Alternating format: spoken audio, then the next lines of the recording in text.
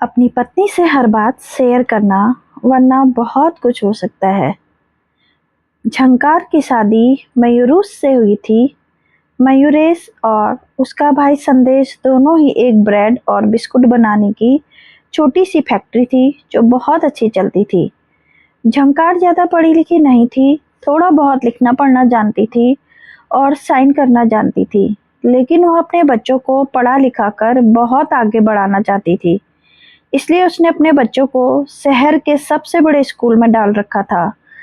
झंकार की शादी के 5 साल बाद उसके देवर संदेश की भी शादी दरिया से हो गई थी और दरिया झंकार की देवरानी बनकर आ गई थी। झंकार कभी भी मयूरिश के बिजनेस में ध्यान नहीं देती थी और ना ही कोई मतलब रखती थी, लेकिन दरिया बिजनेस पर पूरा ध्यान देने लगी थी और संदेश से बिजनेस के बारे में सारी जानकारी लेती रहती थी। साथ ही वह झंकार से ज़्यादा पढ़ी लिखी भी थी। झंकार की शादी के वक्त उसकी सासू माँ जीवित थी, लेकिन उसकी शादी के 2 वर्ष बाद उनकी मृत्यु हो चुकी थी और अपने देवर संदेश की शादी झंकार और मयूरेश ने ही की थी।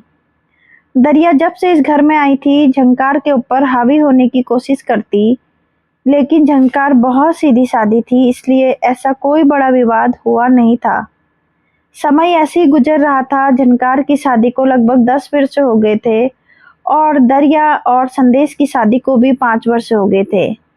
एक दिन झंकार की दुनिया उजाड़ देने वाली खबर झंकार को मिली कि उसका पति मयूरेश रोड एक्सीडेंट में चल बसा। बुरी तरह से टूट गई झंकार, कुछ समझ में ही नहीं आ रहा था उसे। खैर, अब वह क्या कर सकती थी, सो जो होना था हो चुका था।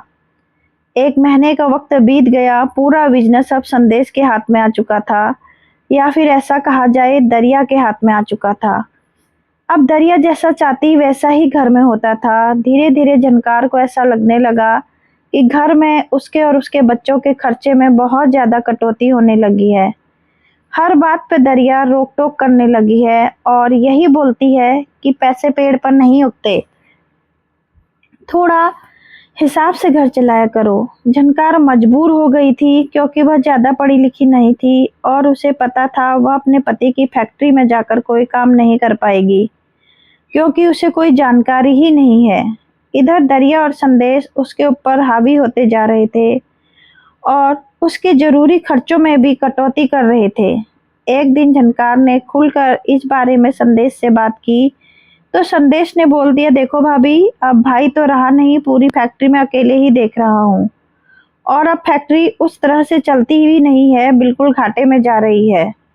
मैं इसे अब और नहीं चला सकता, इसलिए मैं अब इस फैक्ट्री को बंद कर दूंगा। तो झंकार ने बोला, फिर घर का खर्चा कैसे चलेगा? तो दरिया ने बोला, वह आप जानो, आपको ही तो सारा हिसाब चाहिए होता है। जैसे तैसे संदेश खर्चे तो चला रहे हैं, पर आपको उसमें भी कमियां नजर लग रही हैं, तो वह भी क्या करेंगे? आपको ऐसा लगता है कि आपके पति का भी आधा हक है फैक्ट्री में, इसलिए आप उनके ऊपर दबाव डालती हैं। इससे अच्छा इस फैक्ट्री को बंद कर दिया जाए या आप अपने हिस्से की फैक्ट्री खुद चला लो। दरिया ने जानबूझकर यह सब कुछ बोला था क्योंकि उसे पता था झंकार के बस की नहीं है कि वह फैक्ट्री चला पाए। झंकार भी चुप हो गई और सोचने लगी कि अभी कम से कम फैक्ट्री है तो यह तो है कि उसमें आधा हिस्सा मयूरेश का है, कम से कम उसका खर्चा तो चल रहा है। अगर फैक्ट्री बंद हो गई तो क्या करेगी? इसलिए वह चुपचाप वहां से चली गई। दरिया और संदेश खुश हो गए कि अब कभी झंकार उन्हें कुछ भी बोलने के लिए नहीं आएगी, लेकिन झंकार की हालत घर में दिन ब दिन बद से बदतर होती जा रही थी। जहां संदेश और दरिया अपने बच्चों के लिए अच्छे कपड़े लाते और अपने बच्चों को खाने के लिए फल मिठाई लाकर देते, वहीं झंकार और उसके बच्चे साधारण खाना खाने को भी तरस जाते थे। उन्हें गिनकर रोटियां मिलती, फल दूध और सब्जी तो दूर की बात थी, और अगर कभी गाहे बगाए झंकार कुछ बोल देती तो दरिया और संदेश का यही डायलॉग होता, आपके पति का हक है तो आप जाकर फैक्ट्री संभाल लो, हमसे जितना बन पड़ रहा है हम कर दे रहे हैं। और झंकार चुप हो जाती क्योंकि उसके मन में बहुत डर बैठा था कि वह बाहर जाकर कोई काम नहीं कर सकती, क्योंकि वह ज़्यादा पढ़ी लिखी नहीं है। इसलिए उसकी हिम्मत भी नहीं पड़ती थी अपने हक के लिए आवाज उठाने की। इसीलिए अब झनकार ने घर से ही थोड़ा बहुत सिलाई का काम शुरू कर दिया था, ताकि अपने बच्चों के ऊपरी खर्चे तो पूरे कर सके, जिससे दरिया और संदेश को कोई दिक्कत नहीं थी, बल्कि वह तो खुश थे। सच यह था कि फैक्ट्री किसी घाटे में नहीं जा रही थी, बहुत अच्छी चल रही थी और सारा का सारा पैसा संदेश और दरिया अपने खुद के पास रख रहे थे और झनकार और उसके बच्चों को खाने के लिए रोटी भी गिन कर देते थे। बहुत कुछ चल रहा था दरिया और संदेश के दिमाग में, जिससे झनकार अनजान थी। लेकिन कुछ दिनों बाद तो हद ही हो गई। झनकार के बच्चों की फीस पिछले 3 महीने से नहीं भरी गई थी, जिसकी वजह से उन्हें स्कूल से वापस लौटा दिया गया। और झनकार फिर अपने देवर संदेश के पास गई और बोली, मेरे बच्चों की फीस तो कम से कम भर दो, मैं और कुछ नहीं मांग रही हूँ, मेरे बच्चे पढ़ लिख जाएं, यही बहुत है। तो संदेश ने फिर वही रोना शुरू कर दिया कि मैं क्या करूं, खुद को बेचकर आपके बच्चों की फीस भरूं क्या? बोल तो रहा हूँ फैक्ट्री घाटे में जा रही है, जैसे तैसे तो मैं उसे चला रहा हूँ। झनकार को कुछ समझ नहीं आ रहा था। मयूरेश को गुजरे 6 महीने बीत चुके थे और 6 महीने पहले तक अच्छी खासी चलने वाली फैक्ट्री इतने घाटे में कैसे चली गई। वैसे उसे समझ में तो आ रहा था, लेकिन वह कुछ कर नहीं पा रही थी। लेकिन इस बार झनकार ने बोलने की सोच ली थी और उसने बोला, ऐसा नहीं हो सकता। संदेश, जो फैक्ट्री 6 महीने पहले तक इतनी अच्छी खासी चलती थी कि हम रईसों वाली जिंदगी जीते थे, एकाएक वह इतने घाटे में नहीं जा सकती। तो इस बार दरिया झनकार से लड़ने आ गई और बोलने लगी, तो एक काम करो भाभी, तुम अपना फैक्ट्री का हिस्सा ले लो और खुद चला लो, या फिर संदेश एक काम करो, फैक्ट्री बंद कर दो, हमें कोई और भी काम करके अपना खर्चा चला लेंगे। देखते हैं कि यह कितना फैक्ट्री चला लेंगी और कितना उसमें लाभ कमा लेंगी। बोलना बहुत आसान है, जब काम करना पड़ेगा ना तब पता चलेगा। और झनकार चुप हो गई। लेकिन झनकार किसी भी कीमत पर अपने बच्चों की पढ़ाई से समझौता नहीं करना चाहती थी, क्योंकि अगर आज वह पढ़ाई की कीमत समझ रही थी, अगर वह खुद पढ़ी लिखी होती, तो शायद उसे यह दिन नहीं देखना पड़ता। शायद उसका देवर और देवरानी उसे इस तरह से प्रताड़ित नहीं कर पाते और वह अपने पति के हक के बिजनेस में खुद इन्वॉल्व हो जाती। पर ऐसा नहीं हो पा रहा था। तब तक संदेश ने झनकार को कुछ पेपर दिए और बोले, इन पर साइन कर दो भाभी, कुछ जरूरी कागजात हैं। फैक्ट्री में हर साल सरकार की तरफ से कुछ चेकिंग होती है, जिसमें हम दोनों भाइयों के साइन लगते हैं। अब भैया तो रहे नहीं, तो आपके ही साइन करना पड़ेगा। कागज पूरे इंग्लिश में थे। झनकार को कुछ समझ में नहीं आ रहा था। संदेश व पेपर झनकार के हाथ में थमाकर वहां से जा चुका था और झनकार उस पेपर को अपने कमरे में रखकर अपने बच्चों के स्कूल जाकर कुछ और मोहलत मांगने की सोच रही थी, ताकि वह अपने कुछ गहने बेचकर उनकी फीस भर सके और साथ ही किसी ऐसी जगह पर काम ढूंढ सके जहां पढ़ाई लिखाई की ज़्यादा ज़रूरत ना हो और कम से कम बच्चों के फीस लायक पैसे तो उसे मिल ही जाएं। बाकी सिलाई का थोड़ा बहुत काम वह घर में कर ही लेगी। लेकिन यह अब जरूरी हो गया था। संदेश और दरिया वह कितना लड़ती। मयूरेश में के बारे में सोचकर उसकी आंखों में आंसू आ जाते। जब तक मयूरेश था, महारानियों वाली जिंदगी जीती थी झनकार, और आज नौकरानियों से भी बदतर हालत हो गई थी उसकी और उसके बच्चों की। लेकिन दरिया और संदेश की जिंदगी में कोई फर्क नहीं आया था। अगर सच में फैक्ट्री घाटे में जा रही थी, तो उनकी जिंदगी में ही तो प्रभावित होगी। सब कुछ जानते हुए भी झनकार छुपती। खैर, झनकार बच्चों के साथ स्कूल जा रही थी कि रास्ते में उसे विकास जी मिल गए। विकास जी मयूरेश की फैक्ट्री के बहुत पुराने कर्मचारी थे। जब मयूरेश ने काफी पहले अपनी फैक्ट्री शुरू की थी, तब से विकास जी साथ में काम करते थे। विकास की झनकार को देखा तो उसने नमस्ते करने के बाद हालचाल पूछा और झनकार रोने लगी। बोलने लगी, क्या बताऊं भाई साहब, मयूरेश के जाने के बाद से हमारी जिंदगी नरक हो गई है। फैक्ट्री लगातार घाटे में जा रही है, आपको तो पता ही होगा। तो विकास जी ने बोला, क्या फैक्ट्री घाटे में चल रही है? मुझे तो ऐसा कुछ लग नहीं रहा है। वैसे भी अब मैं वहाँ काम नहीं करता। मयूरीश जी के जाने के बाद मैंने कुछ महीने में ही वहाँ काम किया था और उस वक्त तो फैक्ट्री में कोई घाटा नहीं था। और पूरी गारंटी से बोलता हूँ, अभी भी फैक्ट्री में कोई घाटा नहीं है। झनकार ने बोला, वह तो मुझे पता है, लेकिन क्या करूं, मेरी बदकिस्मती है कि मैं पढ़ी लिखी नहीं हूँ, इसलिए यह सब कुछ झेल रही हूँ। आज इतनी मजबूर हो गई हूँ कि अपने बच्चों की फीस तक नहीं दे पा रही हूँ और उसी की मोहलत मांगने स्कूल जा रही हूँ। अगर आपकी नज़र में मेरे लायक कोई काम हो तो मुझे बता दीजिएगा, मुझे बहुत ज़रूरत है। विकास जी ने बोला, बहन जी, आपको बहुत कुछ नहीं पता है, लेकिन मुझे बहुत कुछ पता है। मैं बहुत दिनों से चाह रहा था कि आपसे मुलाकात हो जाए, लेकिन मैं आपके घर नहीं आ सकता था, वरना संदेश जी मुझे कभी आपसे मिलने नहीं देते और फालतू का बवाल मचाते। लेकिन आपके साथ बहुत कुछ ऐसा हो रहा है जो नहीं होना चाहिए। इसमें मयूरेश जी की भी गलती है। हर एक बात अपनी पत्नी से शेयर करना चाहिए और उन्होंने शायद आपसे सारी बात शेयर नहीं की, जिसका खामियाजा आज आप और आपके बच्चे भुगत रहे हैं। उन्होंने अपने भाई को अपना माना, लेकिन उनके भाई ने उनके बाद उनकी पत्नी और बच्चों को अपना नहीं माना। काश यह बात उन्हें जीते जी समझ में आती तो आज उनके जाने के बाद उनके पत्नी और बच्चों का यह हश्र नहीं होता। सुनकर झनकार हैरान रह गई, बोली, यह सब आप क्या बोल रहे हैं? विकास जी ने बोला, आपके साथ बहुत गलत हो रहा है। आप मेरे साथ घर चलिए, मेरी पत्नी प्रीति आपसे मिलकर बहुत खुश होगी। काफी दिनों से हम दोनों आपसे मिलना चाह रहे थे, आज संजोग से आपसे मुलाकात हो गई। आप घर चलिए, वहां बैठकर आराम से बात करेंगे। आपके घर आना संभव नहीं था। विकास जी के घर चल पड़ी, जहां उनकी पत्नी प्रीति ने झनकार का अच्छे से स्वागत किया और बोला, मयूरेश जी का मेरे ऊपर बहुत बड़ा एहसान है और आज उनकी पत्नी कितने बुरे हाल में है और हम कुछ नहीं कर पा रहे हैं। हमने आपसे बहुत कांटेक्ट करने की कोशिश की, लेकिन आपका फ़ोन नंबर हमारे पास नहीं था और संदेश जी कभी घर पर हमें आपसे मिलने नहीं देते। अच्छा हुआ जो आज आपसे मिलना हो गया।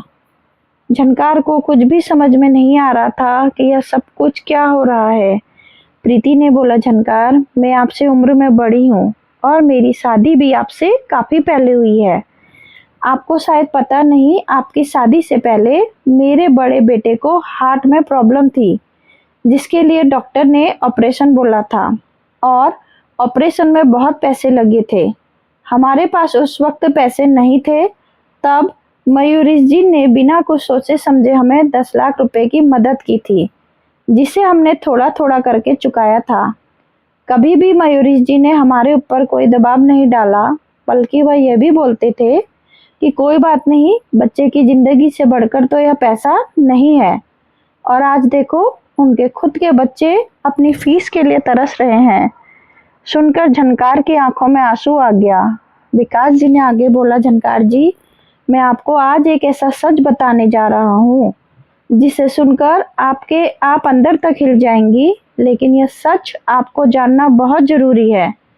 और मयूरेश जी की गलती थी कि उन्होंने इतनी बड़ी बात अपनी पत्नी से शेयर नहीं की, जो उन्हें जरूर करनी चाहिए। पति पत्नी को एक दूसरे से छोटी बात शेयर करनी चाहिए, वरना अगर किसी एक को कुछ हो जाता है तो अगले के साथ बहुत कुछ हो सकता था।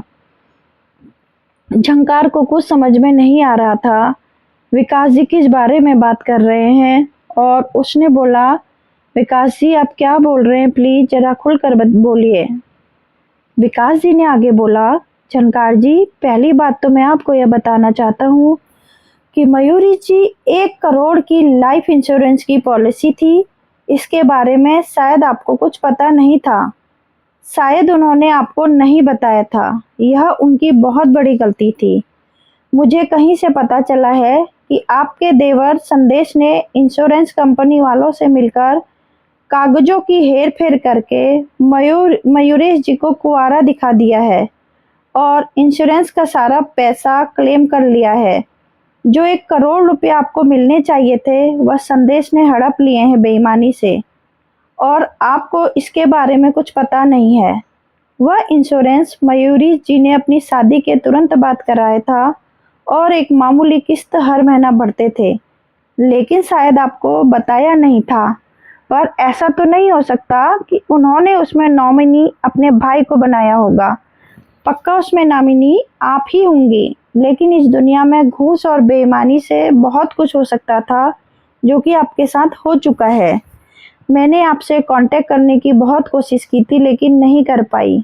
उसके बाद संदेश जी ने फैक्ट्री में ऐसा माहौल कर दिया था कि मैंने वह नौकरी ही छोड़ दी, या फिर ऐसा कह सकते हैं कि संदेश जी ने जबरन मुझे वह नौकरी छुड़वा दी, क्योंकि उन्हें पता था मैं मयूरी जी का कितना करीब था। झनकार यह सुनकर हैरान हो गई और बोली, कि आप क्या बोल रहे हैं?